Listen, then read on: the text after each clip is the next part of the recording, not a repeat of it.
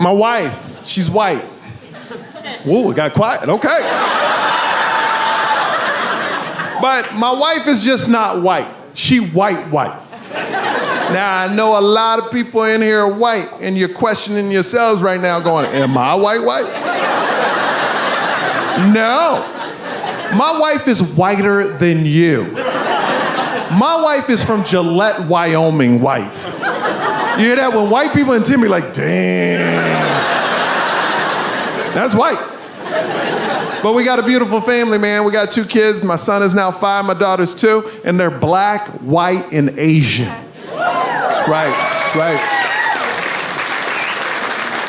We gave birth to pandas.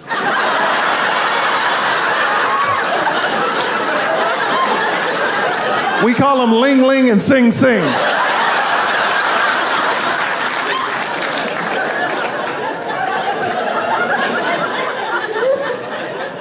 And my last special, I talked about this when my son was born, because I didn't have a daughter at that time. When my son was born and the doctor handed me my son. It's crazy as a father because I knew I would die for him, right? And I don't even know this dude. He could be a terrible human being, but I would die for him, you know? But when they handed me my daughter, oh, it was different. I was like, oh, okay. I would kill for you. I became a murderer overnight. Because the family dynamic to me is crazy. Like, I would die for my son, I would kill for my daughter. But here's what's crazy. I wouldn't kill for my wife. Because that's not my job. That's her father's job. I don't want to step on anybody's toes.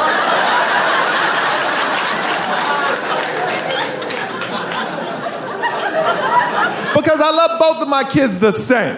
But the love is in different directions. My son, I want him to be able to take care of himself, be strong. But I know for the rest of my life, I'm going to protect my daughter. 100%. And what's the biggest threat to women? Men. Look at that. Men.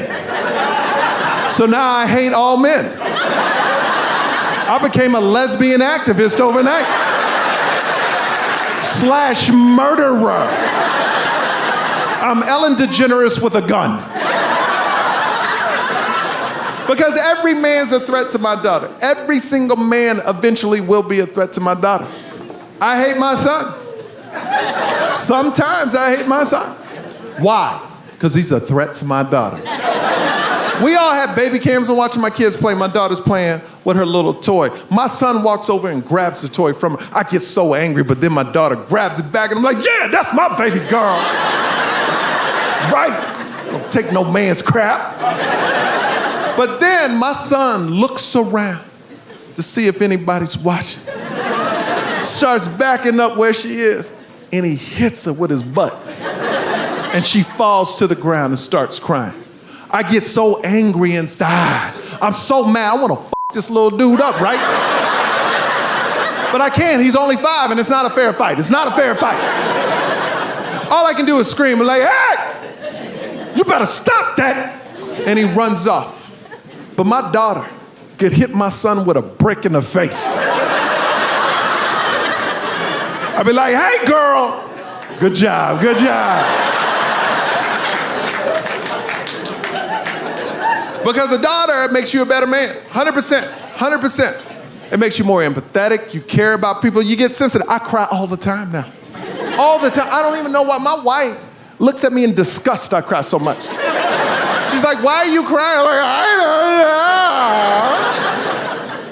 know. I've never seen my dad cry once, but I cry all the time. And then it hit me. Every generation of father gets softer and softer and softer. It means things are getting easier. My black grandfather was born in 1902 in America.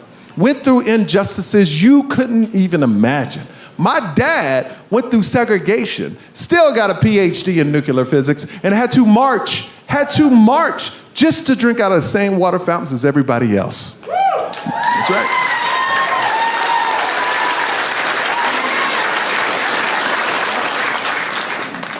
Me? I would never drink out of a fountain. That shit's disgusting.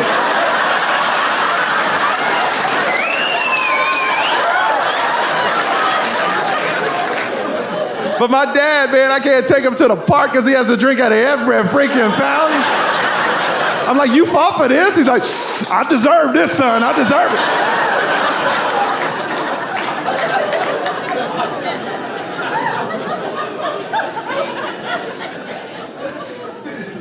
Tell you, man. I'm going on 6 years of marriage, man. My parents, though, they just celebrated 48 years of marriage. That's something to clap about. So I asked my dad, I said, hey man, you've been married 48 years. How'd you do it? How do you stay married that long? My dad looks at me and goes, that's simple, son. Never say the first or second thing that pops into your head.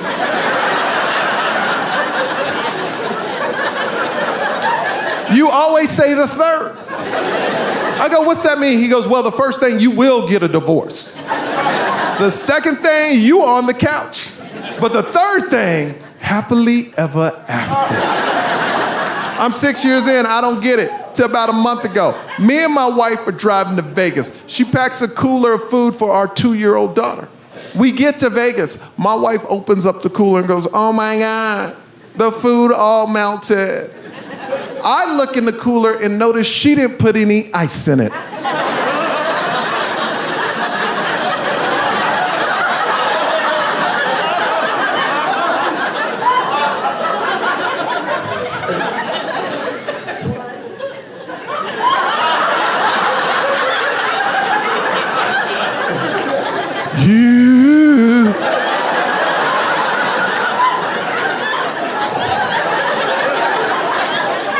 I manned up though, you know, hey baby,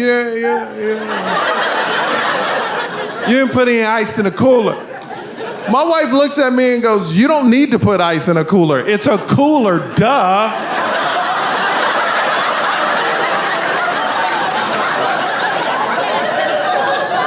Now the first thing I thought was, that's the dumbest shit I ever heard in my life. But I didn't say the first thing, I didn't say the second thing, I said the third thing. I said, baby, I can't believe this cooler.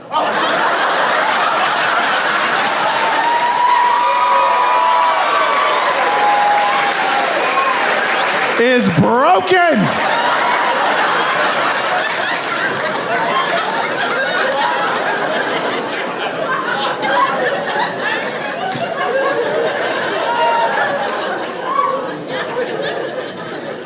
So, I kind of got off course. I was supposed to tell you why my parents never told me they loved me. So when I finally get well, it took me 8 months, 9 months to get well, right? So I went to my mom and dad and go, why didn't you tell me you love me? And I went to my mom first. She goes, well, I'm Korean, so I do not say what is known. I speak by action.